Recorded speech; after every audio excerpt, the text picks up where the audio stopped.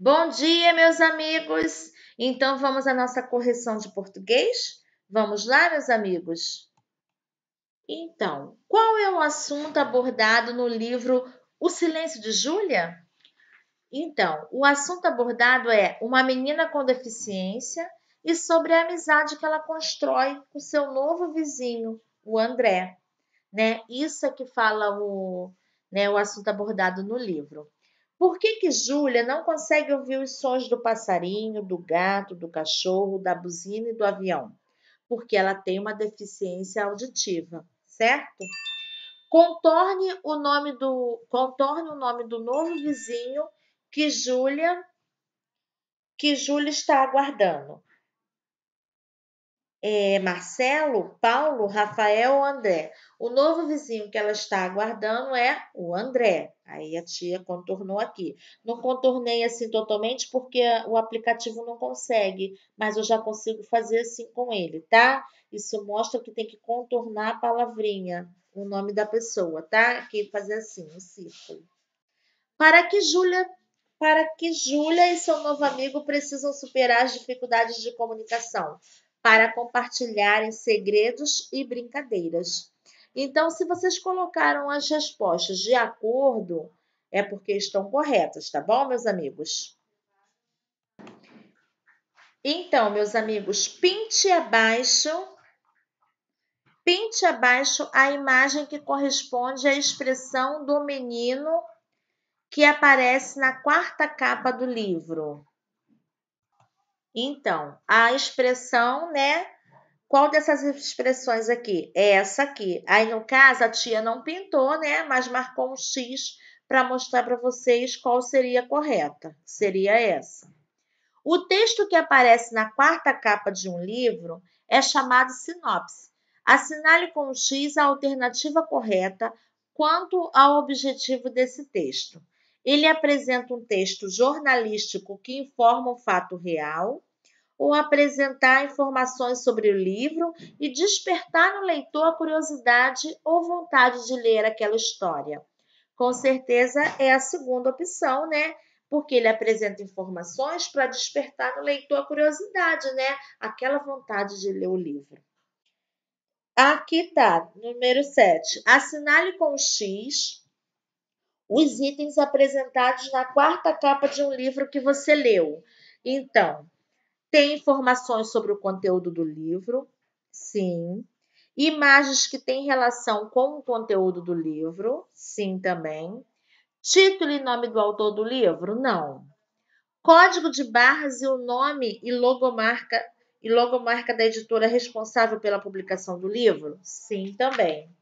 Então é só vocês dar uma olhadinha lá na página 10 que vocês vão conferir, né? E vão estar vendo que a gente marcou tudo certinho, certo, meus amigos? Então, meus amigos, aí aqui está perguntando, né? A que público destinado o livro O Silêncio de Júlia? Como você chegou a essa conclusão? O público destinado, né? Nós que lemos lá desde o início e vimos, a gente sabe que é o público infantil. Agora, como chegou a essa conclusão? Aí, no caso, é uma resposta pessoal de vocês. Mas eu acredito que vocês tenham respondido, né? Como a linguagem, as ilustrações, né? Isso tudo mostra, né? Que vai atingir ao público infantil. É destinado ao público infantil. Certo, amigos? Aqui, mais uma vez, está falando a quarta capa do livro. É um gênero que costuma apresentar a sinopse e as imagens relacionadas ao conteúdo do livro, com a finalidade de despertar no leitor o interesse pela leitura desse livro. Ok? Vamos à outra página. Então, meus amigos, observe a cena a seguir e leia a frase abaixo dela e responda as questões. Lembra que eu falei ontem? Contorne na frase acima as palavras monossílabas, relembrando, monossílabas que tem uma só sílaba, certo? Então a tia tentou contornar aqui com o meu aplicativo, ó. O a, que é uma sílaba só, o mãe, o da, O outro dá com acento, certo? O nó, que também está acentuado, e o outro no, e aqui o do, certo, amigos? Todas essas teriam que circular, ok? Depois a gente ia reler as palavras abaixo, retiradas dessa frase, e ligar de acordo com a informação correta sobre as pronúncias delas. Então, nós temos aqui as palavrinhas, né? As palavrinhas monossílabas, e aqui a pronúncia, né? Então, dá e esse no são a pronúncia fraca. E esse nó e esse dá é pronúncia forte. E eles estão até acentuados para que ajude mais ainda a gente perceber que a pronúncia deles é forte. Certo, meus amigos? E aqui nessa folha da página 14, nós só temos um trabalhinho a ser feito, né? Assinalar com X a alternativa correta a respeito das palavras monossílabas tônicas, que são todas essas aqui, que são monossílabas tônicas, que são monossílabas forte, com a pronúncia forte. Lá em cima, né, no livro está falando, pronúncia forte, são chamadas tônicas, certo? Assinale com X a alternativa correta a respeito das palavras monossílabas tônicas. Todas recebem acento gráfico ou nem todas recebem acento gráfico? Temos que marcar essa aqui. Nem todas recebem acento gráfico e são fortes. Por exemplo, aqui o tu, ele não recebe acento gráfico, mas ele tem a pronúncia forte. Então, ele é uma pronúncia forte, ele é tônico. Aqui também o ti, tá percebendo? O pus. Então, é isso que quer dizer. Vamos à outra página? E agora nós vamos fazer para casa a página 15, 16 e 17, né? Aqui está falando novamente da acentuação gráfica, né? Das palavras oxítonas, né? Que nós estamos acostumados a ver as palavras oxítonas, né? Já é o do nosso conhecimento, né? É quando a última sílaba é mais forte, né? Então, tá aqui, ó. Você já sabe que as palavras oxítonas recebem essa classificação por causa da posição da sílaba tônica, a última. Mas será que todas as oxítonas recebem acento gráfico? Vamos verificar. Isso aí a gente já até sabe responder, né, meus amigos? Que a gente sabe que tem palavras que é oxítona e que não recebem acento gráfico. Aí aqui tá, pronuncie as palavras a seguir. E aí tem várias palavras aqui, né? E aí tá, assinale com X a alternativa que apresenta a classificação das palavras acima, de acordo com a posição da sílaba tônica. Então, vocês vão dizer se essas palavras são oxítonas, se são paroxítonas ou se são proparoxítonas. Então, vocês olhando para a pronúncia, rapidinho vocês vão responder para a tia. Na letra B, todas as palavras do quadro acima recebem acento gráfico? Também bem facinho de responder.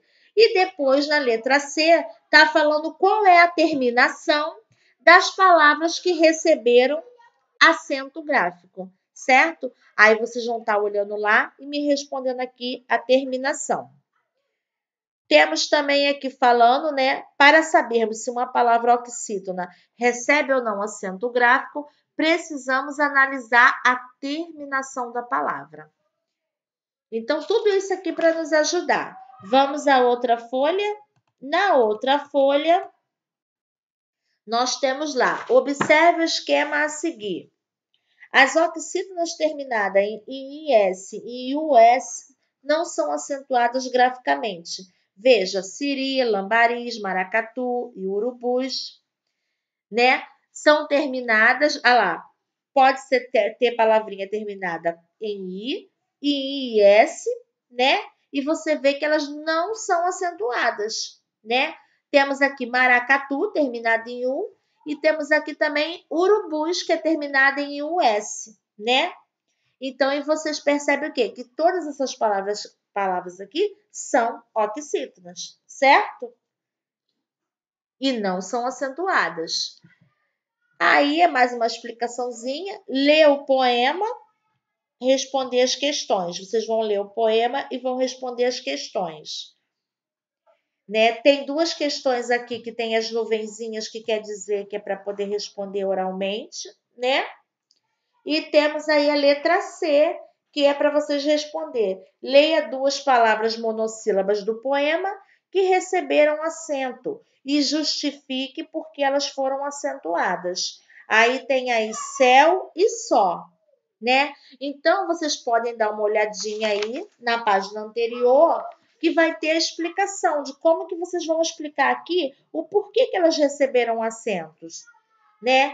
E tem o quê? Tem a regrinha. Vai mostrar a regrinha porque ela foi terminada em el e aqui terminada em ó. Aí vocês vão olhar a regrinha e vão estar colocando aqui para mim, certo, meus amigos? Aí nós vamos fazer a página 15, página 16 e, por último, a página 17. Espera aí só um minutinho.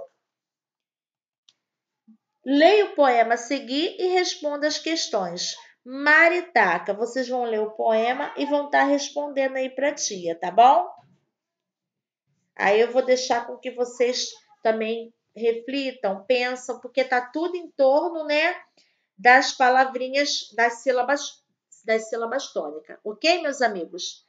Ficam com Deus e até amanhã.